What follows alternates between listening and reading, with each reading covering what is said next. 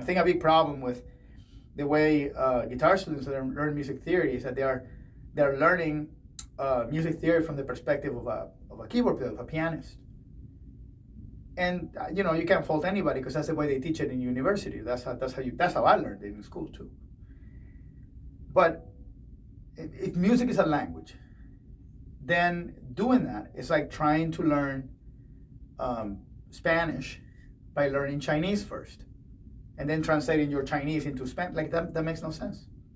Just saying that sounds ridiculous. But we do that constantly when we're learning music theory from the perspective of one instrument, and then trying to move into another. Why not just learn it directly on the instrument that you have? And that's what you hear a lot of people say, like, oh, well, learning music theory, you have to learn on the piano first, because then it makes sense because everything is in front of you. Sure, because you're teaching it from the perspective of the piano.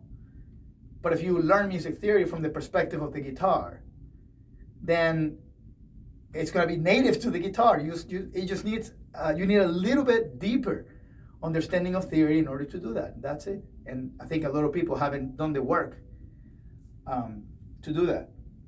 I don't think everybody's malicious. I think sometimes it just comes from a place of, well, we've always done things this way, so we're going to keep doing things this way.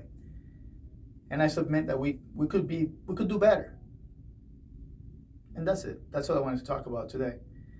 Just music theory. Number one, it's not as hard.